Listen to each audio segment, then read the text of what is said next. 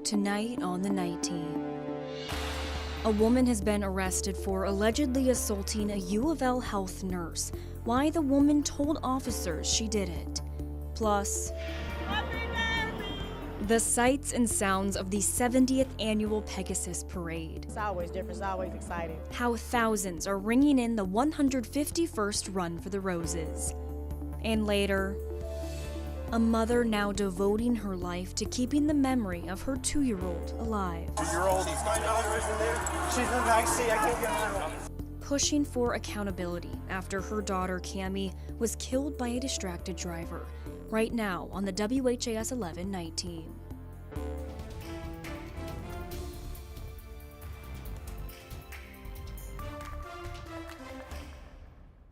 First tonight, a woman has been arrested after she allegedly assaulted a nurse at U of L Health. Thanks for joining us here on the Night Team. I'm Alex Dieterer. Court documents say LMPD was called to the hospital just before 3 yesterday afternoon after U of L security responded to a panic alarm on the 3rd floor. Court documents say 35-year-old patient Makisha Johnson was caught on surveillance footage coming behind the nurse and choking her as the nurse was conducting rounds. Police say Johnson then threw the nurse to the ground and repeatedly hit her. Police say 2 mental health techs attempted to help the nurse and stop the assault until security arrived. Johnson was later discharged and arrested.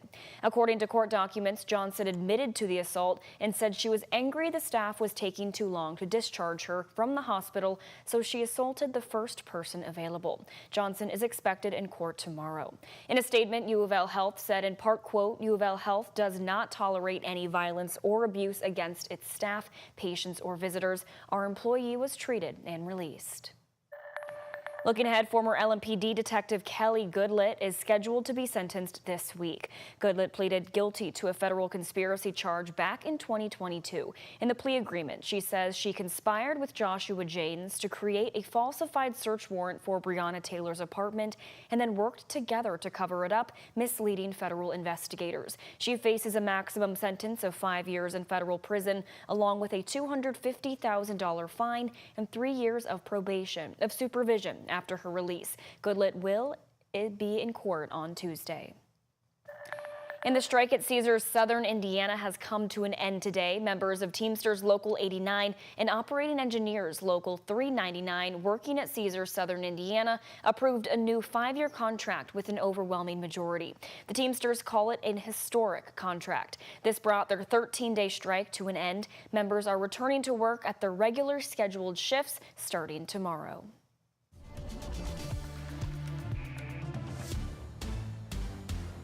Well, it was a beautiful day across Kentuckiana today with a lot of Kentucky Derby festivities today. And right now, Louisville is sitting in the upper 60s for our Sunday night. Meteorologist Danielle Moss joins us now from the Weather Center with a look at how long these nice conditions are sticking around. Danielle.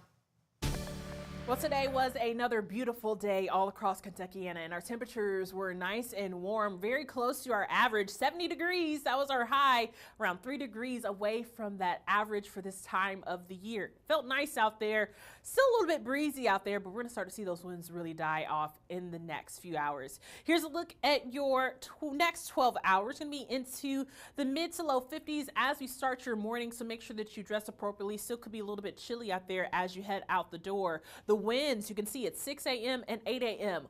calm all across the board.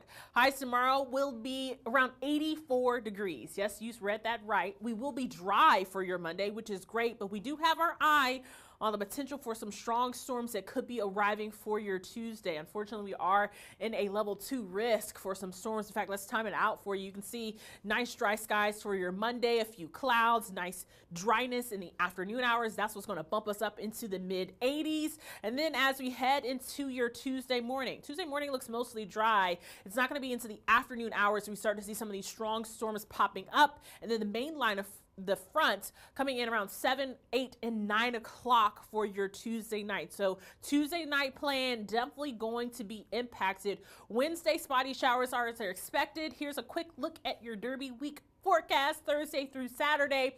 Make sure you have your umbrella ready. Temperatures will be near average for this time of the year. Well, while we had an unprecedented start to Derby festivities this year with rain and flooding, those conditions have changed. And today, floats, fire trucks, marching bands, and more made their way down Broadway for Kentucky Derby's 70th annual Pegasus Parade. WHAS11 night teams Clarice Shaley and photojournalist Aspen Hester show us why thousands flocked downtown for the annual celebration. Families claim their spot along West Broadway. We're gonna watch the parade. And have fun. We come here every year. It's her first time, though. For the 70th annual Pegasus Parade, kids looking out for their favorites. Cheerleading and the dancing, like horses and stuff. To see the cars and go around. Hey, Greenberg! How you doing today? Doing great. Wonderful parade, beautiful weather. Welcoming the new parade attractions and some of the classics like the Victorian bikes as we kick off the week of the Kentucky Derby. Vendors are taking advantage of the crowds. My sister and brother, they come every year and they set up and sell hot dogs, hamburgers at affordable price. Come on down here to the parade. Crowds filled with people waiting to see their loved ones make their way down Broadway. I'm out here to see my daughter. She's on the Carter Traditional Elementary School step team. I had to be front center. She's got to be able to see me when she comes through. If not, she'll be disappointed, and I don't want to deal with that disappointed little girl. Getting to come to the festival, seeing cars go by, floats go by, people are telling me it's a relief with other events that have been canceled. While weather canceled Thunder over Louisville and other Kentucky Derby Festival events. We're making up for it. We definitely making up for it. Soaking in the nice weather. Locals and tourists enjoying one of the oldest Kentucky Derby traditions. It brings everybody together. Families, come out and support the vendors and food trucks and, just be a part of something together as far as the parade and different people that's walking in the parade. Now all eyes are on the 151st run for the Roses. On Broadway, Clarice Shaley, WHAS 11 night team, on your side. Well, as you just saw, it's been a beautiful day for a parade and also for the Mayor's Derby Brunch, which was held on the river today. Just another special event to celebrate the 151st Kentucky Derby Festival. The brunch was held along the Ohio River at the Riverside Farnsley-Mormon Landing. We spoke with Mayor Craig Greenberg at the brunch, and he shared how excited he is about this time of year. Yeah, this is a great brunch in Southwest Jefferson County at Farnsley-Mormon Park. Really enjoy it every year. Beautiful park. Hope everyone across wherever you live in Louisville, you should come and check out Farnsley-Mormon Park. It's a beautiful park right on the Ohio River, and I love to be here to celebrate with Southwest Jefferson County. The festive brunch featured a traditional Kentucky breakfast, live music, auctions, and tours of the historic property. And today, Louisville welcomed spring by celebrating the 11th annual Holi Festival of Colors. Holi is a major Hindu festival that celebrates the end of winter and the onset of spring, a story of the victory of good over evil. But simply put, it's a day for people to meet others and enjoy bright, colorful explosions. Louisville Representative Morgan McGarvey tells us the tradition is always a fun time for his family. We try to come out almost every year. Last year my whole family was with me. The kids are throwing the colors and the dyes everywhere. It's just a great sense of community and a wonderful time to be out here. The festival had freshly cooked food, carnival games, musical and dance performances, and of course the play with colors that the event is known for. Also today, Okolona Street Rods hosted the 30th annual Street Rod Appreciation and Safety Day, benefiting a cause near and dear to our hearts, the WHAS Crusade for Children. The event today was open to all street rods, muscle cars, and classic cars to get free safety inspections. There was a 50-50 drawing and a silent auction with donations that go straight to helping children with identified needs. WHAS Crusade for Children is my favorite charity. And 30 years ago when we started doing this, I said, we need to keep this going for the kids. And it's a good charity for the kids. And I think it's the best charity in town, and we like to keep it going. And this is our 30th safety day that we've done here.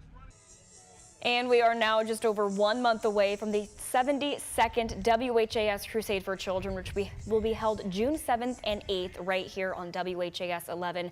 100% of donations go directly towards helping children with identified healthcare, educational, and emotional wellness needs.